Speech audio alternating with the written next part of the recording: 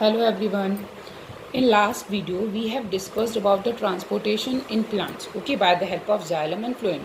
Last video में हमने पढ़ा कि xylem और phloem किस तरीके से ट्रांसपोर्टेशन में हेल्प करते हैं, लेकिन अब हमारा टॉपिक क्या है, अब हमारा नेक्स्ट टॉपिक है transportation in human beings.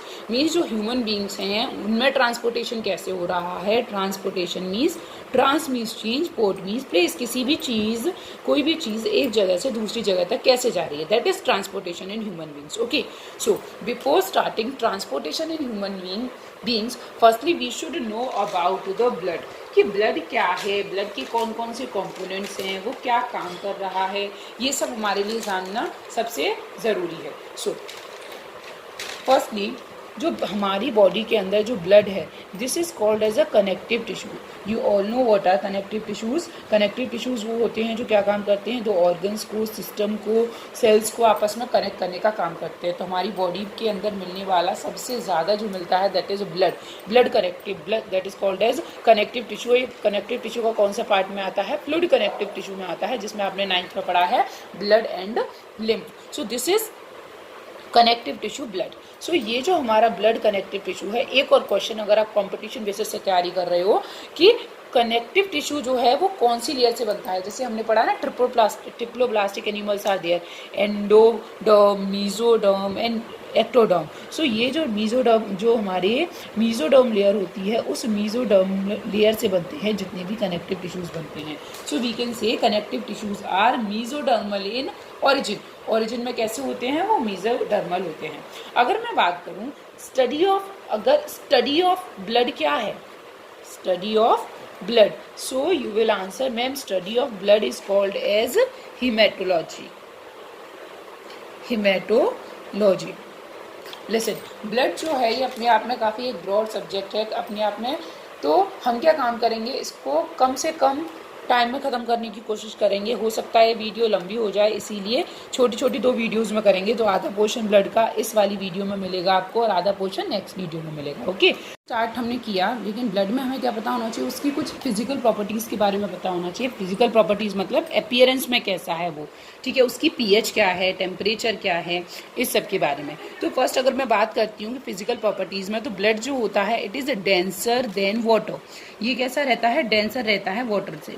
Okay, अगर मैं इसकी पीएच की बात करती हूँ ना, तो ये एल्कलाइन है। एल्कलाइन का मतलब आप समझते हैं कि पीएच क्या है इसकी, 7.35 से लेके 7.45, ये इसकी पीएच है। एक और चीज़, मैं ब्लड टेम्परेचर की बात करती हूँ कि अगर मैं ब्लड का टेम्परेचर लूँ ना, तो ब्लड का टेम्परेचर कितना आएगा, then you will answer 38 degree Celsius. Means जो हमारा ओरल चैम्बर है ना, नॉर्मली हम क्या काम करते हैं, थर्मामीटर मुंह में लगा के टेम्परेचर देखते हैं, तो जो नॉर्मल टेम्परेचर होता है दैट इज 37 डिग्री सेल्सियस। तो उससे 1 डिग्री सेल्सियस ज़्यादा होता है जो ब्लड का टेम्परेचर होता है। और एक और मेन जो बहुत कम बच्चों को पता होगा, कलर जो होता है वो वेरी करता है। आपको पता है ब्लड जो है वो 2 चीज़ों के अंदर मिलता है, आर्टरीज के अंदर और वेन्स के अंदर। तो जो आर्टरीज होती हैं उनके अंदर ब्लड कैसा होता है, ऑक्सीजनेटेड ब्लड है। Oxygenated blood means blood that contain oxygen, blood plus oxygen, blood में क्या है, ऑक्सीजन है, दैट इज ऑक्सीजनेटेड। तो जो ऑक्सीजनेटेड ब्लड होता है ना, that is bright red, that is bright red in colour. लेकिन जो अपना कैसा ब्लड रहता है, डीऑक्सीजनेटेड ब्लड है, that deoxygenated blood is dark red in colour. This one is dark red in colour.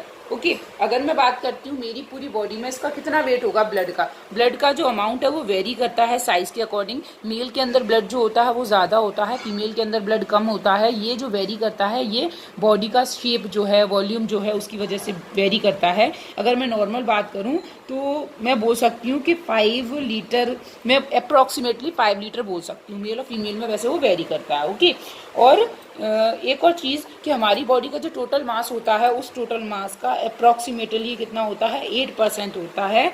8% of total mass होता है। Total mass, हमारी बॉडी के मास का अबाउट 8% जो होता है वो ब्लड होता है। तो this is about the physical properties of the blood. Will understand what are the components of blood. अगर मैं ब्लड की बात करूँ ना, तो ब्लड के अंदर 2 कंपोनेंट्स हैं मेन। कौन कौन से कंपोनेंट्स हैं, first one is called as plasma and the second one is called as the forming elements. Forming elements. Plasma क्या है? प्लाज्मा भी दो कंपोनेंट से मिलकर बना हुआ है। क्या क्या? प्लाज्मा में पहला तो होता है वाटर। ये जो वाटर का जो अमाउंट होता है, वो प्लाज्मा क्या है? जो लिक्विड लाइक सब्सटेंस है ना ब्लड के अंदर, दैट इज प्लाज्मा, वो प्लाज्मा है। ये दो चीज़ों से मिलकर बना है, वाटर और दूसरा क्या होता है? वाटर जो होता है that is 91 to about 92%। Okay, और जो दूसरा होता है and the second one is other substances. इन अदर सब्सटेंसेस को भी हम अगेन दो पार्ट्स में डिवाइड कर सकते हैं। वो पार्ट्स कौन कौन से हैं? First one is called as proteins and second part is called as other solutes. ठीक है, हम दोबारा से समझेंगे कि जो अपना प्लाज्मा है वो दो चीज़ों से मिलकर बना है, वाटर एंड अदर सब्सटेंसेस। अगर क्वेश्चन आता है कि ये कंपटीशन लेवल से आपके लिए काफ़ी काम करेगा। और एक और चीज़, 9th में आपने ब्लड पढ़ा है, अब आप 10th में हैं, आप ब्लड पढ़ रहे हो, और 11th में भी आपको ब्लड पढ़ना है अगर आप क्या लेते हो? बायो लेते हो। इसीलिए आप ध्यान से सुनेंगे। ओके, सो प्लाज्मा जो है वो दो पार्ट से मिलकर बना है, water and other substances. Water कितना होता है? अबाउट 91 टू 92% जो होता है वो वाटर होता है। अदर सब्सटेंसेस क्या होते हैं? Protein and other solutes. Protein कितने हैं? अगर मैं प्रोटीन की बात करूँ ना तो डिफरेंट टाइप ऑफ प्रोटीन्स होती हैं, लेकिन आप केवल 4 टाइप ऑफ प्रोटीन्स हैं जिनको आप अच्छे से याद रखेंगे। First one is called as albumin protein, next one is called as globumin protein, next one is fibrinogen, next one is prothrombin.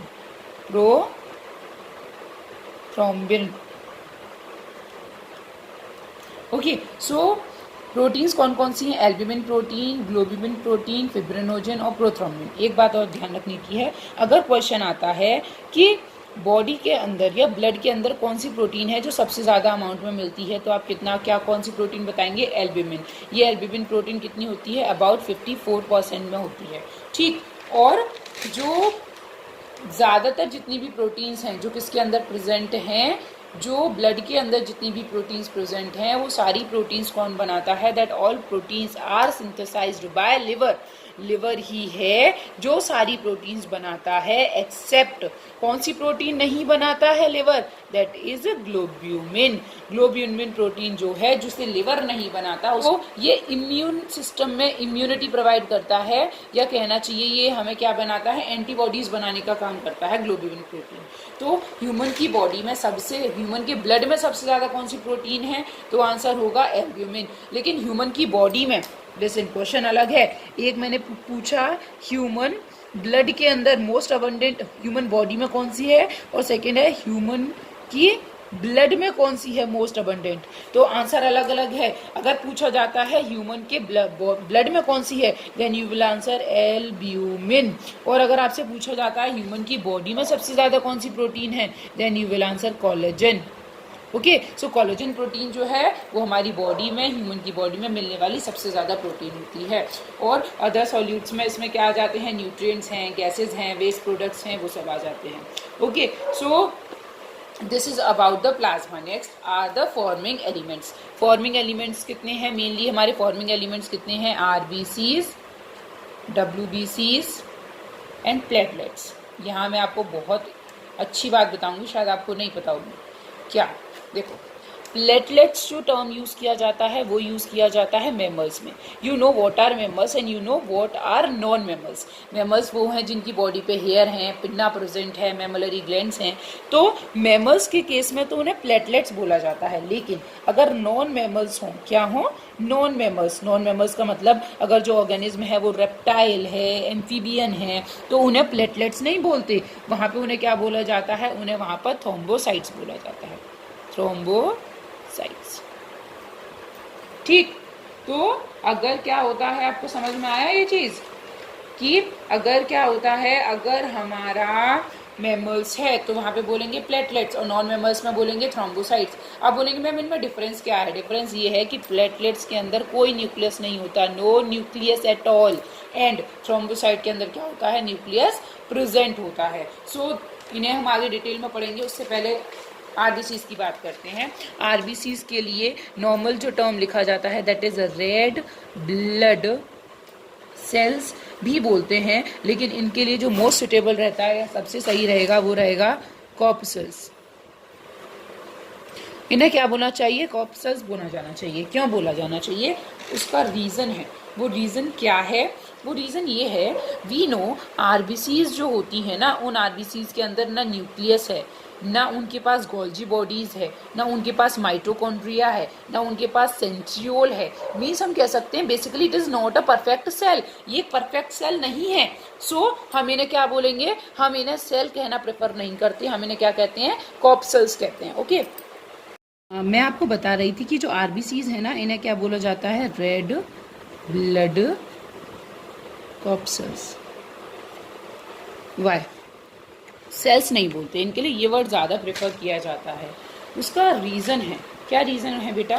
कि ये है ना, इनके अंदर नो न्यूक्लियस, कोई भी न्यूक्लियस नहीं होता, ना इनके अंदर नो माइटोकॉन्ड्रिया, माइटोकॉन्ड्रिया नहीं होता, ना ही इनके अंदर गोल्जी बॉडीज़ होती हैं, ना ही इनके अंदर राइबोसोम्स होते हैं, ना ही इनके अंदर क्या प्रेजेंट होते हैं, ना ही इनके अंदर कहना चाहिए सेंट्रियोल्स प्रेजेंट होते हैं। मीन्स बेसिकली ना तो इसके अंदर न्यूक्लियस है और ना ही इसके अंदर most of the cell organelles है। तो क्या इस केस में हम इनको सेल्स बोल सकते हैं? नो, इन्हें हम सेल्स नहीं बोल सकते। उनके लिए एक टर्म दिया गया, that is corpuscles. That's why इन्हें क्या बोला जाता है? आरबीसीज को रेड ब्लड कॉर्पसल्स बोला जाता है। एक और चीज़, here I have written that it do not contain any mitochondria. तो आपके माइंड में एक क्वेश्चन आना चाहिए कि आरबीसीज भी सेल्स हैं? आरबीसी सेल्स नहीं है, मीन्स आरबीसी सेल्स की तरह बिहेव कर रही हैं, वो अपना पूरा काम कर रही हैं। क्या काम कर रही हैं? आरबीसीज हैं, ये कैसी हैं? See I am saying this one is RBC. तो ये आरबीसी जो है वो कैसी होती हैं? बाय कॉनकेव होती हैं, आपने पढ़ा है। तो ये कैसी होती हैं? बाय कॉनकेव होती हैं। दोनों साइड से अगर अपन पढ़ेंगे तो पकड़ेंगे तो दोनों में गड्ढा जैसा दिखेगा, केव लाइक स्ट्रक्चर दिखेगी। वो इसके सरफेस एरिया को बढ़ाता है जिससे एक्सचेंज ऑफ गैसेज इजीली हो जाए। तो ये बाय कॉनकेव रहता है। तो बाय कॉनकेव है तो इसके अंदर क्या प्रेजेंट रहता है? हीमोग्लोबिन प्रेजेंट रहता है। You know very well. अब जो हीमोग्लोबिन प्रेजेंट है, what is the function of this haemoglobin? One haemoglobin molecule can carry 4 molecules of oxygen. So basically it is responsible for carrying of oxygen. Now I am saying it do not contain any mitochondria. इसके अंदर कोई mitochondria नहीं है। क्यों नहीं है? अगर इसके अंदर माइटोकॉन्ड्रिया होता ना तो ये ऑक्सीजन को लेके नहीं जाता, इस ऑक्सीजन को खुद यूज कर लेता। कहाँ यूज कर लेता? आपको पता है माइटोकॉन्ड्रिया के अंदर कौन सी साइकिल होती है?